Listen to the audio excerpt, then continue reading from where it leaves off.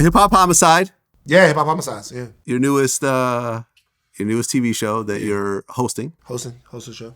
50 Cent, Mo Scott Young. Yep. In terms of the people that are covered on it, Pop Smoke, King Von, Chinks Drugs, Soulja Slim, Magnolia Shorty, FBG Duck, Mo3. Who am I forgetting? XXX Tentacion. XXX Tentacion. That's this. Well, whatever this comes out, but XXX Tentacion. As I look at this list, FBG Duck I've interviewed multiple times. They actually tried to license some of my footage, which didn't work out. Yeah. Mo3 that I've interviewed. Okay. Both these guys I spoke to about the danger of staying in the city. In the city that they live in. Yeah. And they would convince me that they'll be fine. Sure. And then both dying in their own city. Yeah. Do you have actual security with you when you walk around? No, I just got good friends, man. We are good friends, and I got my homeboys with me. Security sometimes is with me with the shows and stuff. When the promoter book me, they got their own security, that accommodate me and shit. Shout out to them, But other than that, like, I ain't worried about none of that, Vlad. So I ain't got no security. I'm not out here. Nobody chasing me down, trying to do nothing to me. So I ain't worried about none of that. Me and Pop Smoke spoke about a week before he passed about doing an interview. We kept, going back and forth. We kept going back and forth. We just couldn't be in the same place. We didn't end up being in the same place, whatever. Chinks Drugs, another one we've interviewed. I didn't do the interview myself, but it's on Vlad TV.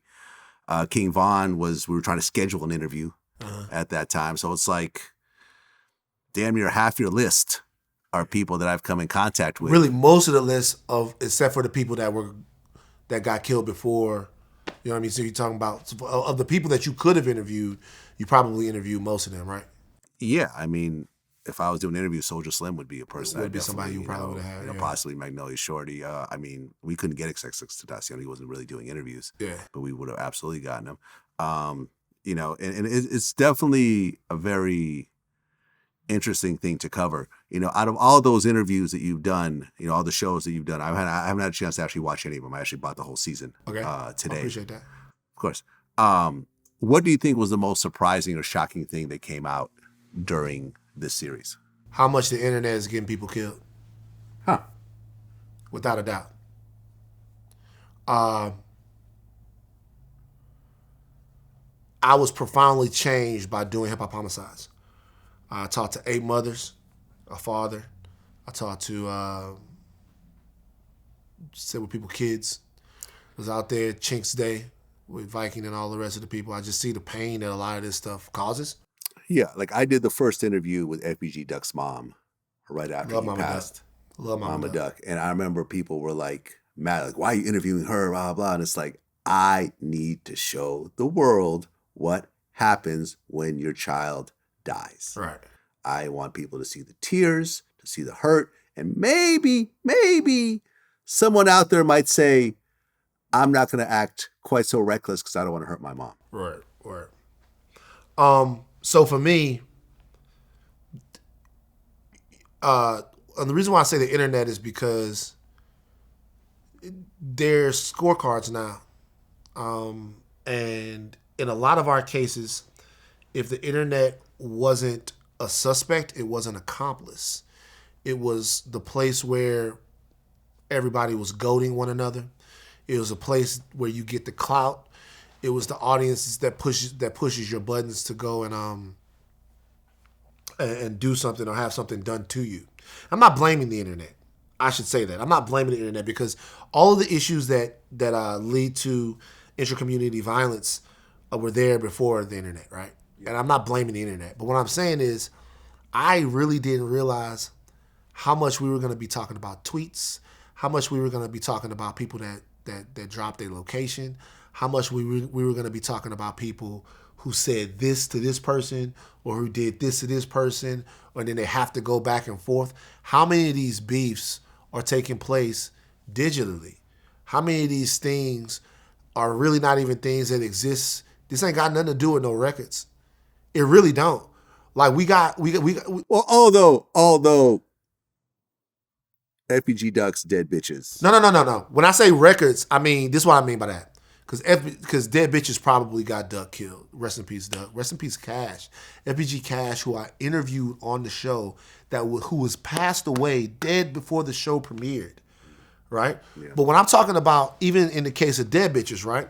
In the case of Dead Bitches, yeah, that's a diss song and that's on wax, but that's even more of a reaction to what he got from Chicago Legends, which was a lot of people around, particularly on the internet, saying that they didn't really want that from him. They didn't want him making a song that was potentially uniting for Chicago, that what he had to do was come out and stick with the dissing. All of this stuff catches fire because there are these conversations that are happening like in places where they're really, they don't respect no more cultural rules. Like the difference, and I'm not a street guy. No one will ever confuse me with a street guy. But I do know from growing up where I grew up was that on the street, there were rules, or at least the concept of rules. On the internet, there are none. And so what you start to see, there's nobody to answer to. And so things get ratcheted up and ratcheted up and ratcheted up and ratcheted up and ratcheted up and ratcheted up to the point where somebody feel like they got to do something. And if not that, Vlad, just with this society we live in where everyone knowing where you are all the time, where people knowing exactly where you at, where people knowing the house you stay in, where people knowing the place that you go to party, where people know the place that you go to fuck on your girl, where people know all of this stuff, it's just easy for them to get to you. Like, it's just, there's not, besides Slim and Shorty and maybe Chinks, the rest of these definitely had an internet, social media, YouTube, whatever component to them. No, absolutely. Pop Smoke had posted up essentially his location, his address. Mo3 had put the Facebook video up of him hanging out with the suspect's kid or whatever. XXX Tentacion was being followed for his location. You know what I'm saying? So FBG Duck, he was out at the Gold Coast, and people were basically taking pictures of him, posting them on the internet. Posting on the internet. It's like, King Von, But King Von had gone to, by the way, King Von's beef between him, and I'm not trying to speak too much on this shit, by the way, but King Von's beef between him and a lot of that stuff have to do with stuff that they were doing on Twitter, social media, going back and forth. And then he goes to an after party to do this thing. People know where he's at. Then he goes to the club and boom, boom, boom, boom, boom. Yeah. He kind of gets hit up like that. And then it plays out even more so after that because all of the footage is there. What did the police do? All of that. But the main thing is this, is like having done this, I realize I'm the old guy in the room. I want in some way better outcomes. This is so senseless.